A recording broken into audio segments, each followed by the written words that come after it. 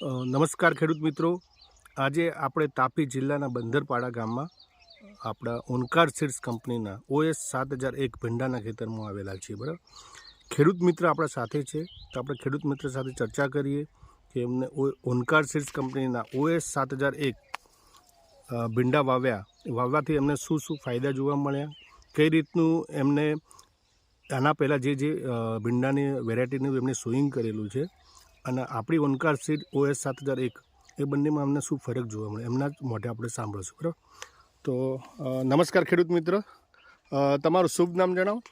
મારો દીપકભાઈ રૂવાજીભાઈ ગામી.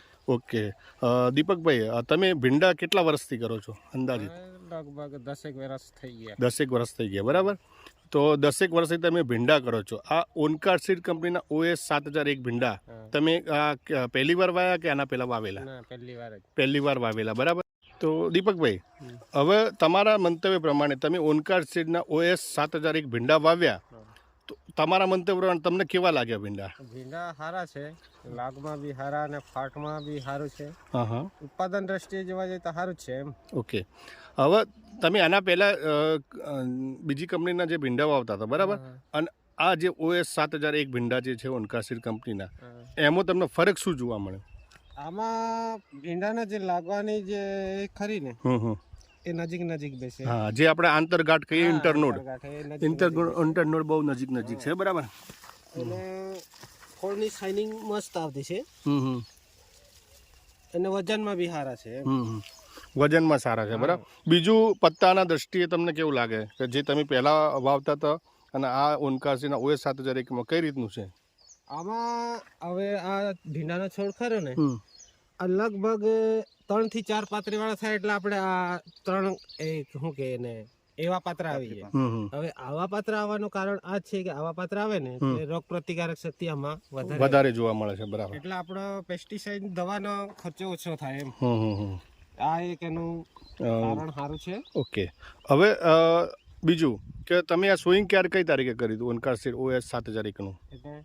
એનું વાવણી ક્યારે કરી હતી? વાવણી આપણે ફેબ્રુઆરીની 7 તારીખે. બરાબર, આજના દિન સુધી કદાચ તમારે 2 મહિના થઈ ગયા. બરાબર, તો તમારે વીણી ટોટલ કેટલી વીણી લીધી હાલ? વીણી હવે 10મી તોડ થઈ ગઈ. 10મી તોડ થઈ ગઈ. 10મી તોડમાં તમને ઉત્પાદન અંદાજિત કેટલું મળ્યું? અંદાજિત હમણાં ગઈ વારીમાં મને 80-85 કિલોનો જેવો. ઓકે, તમને એટલું ઉત્પાદન મળ્યું. બરાબર, બીજું કે તમે આ જે OS 7001 વેરાયટી સોઈંગ કરી, એની વીણીમાં જે પહેલી વીણી આવે એ બીજી વેરાયટી કરતાં કઈ રીતની હતી? હા, તૂટવામાં મસ્ત ને વીણી. હવે જો પેલા આપણે બીજી વેરાયટી કરીએ ને એમાં માંડ સ્ટાર્ટિંગમાં જો ભીંડાલું થાય તો 10 કિલો 15 કિલો આટલી ની ઉતરેલી.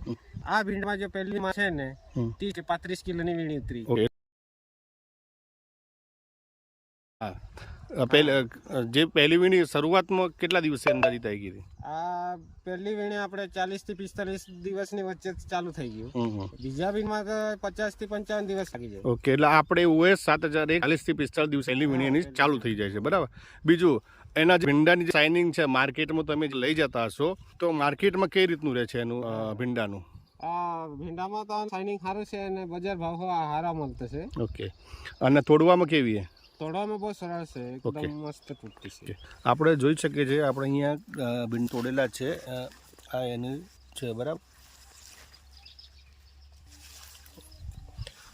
હવે દીપકભાઈ, તમે આ વાવ્યા, બરાબર, હજી તો તમારા અહીંયા આ ભીંડા ઊભા જ છે. બરાબર, તો નેક્સ્ટ તમે હવે તમારા મંતવ્ય બીજા ખેડૂતોને શું સલાહ આપવા માંગશો કે આ ભીંડા વાવવા જોઈએ કે નહીં?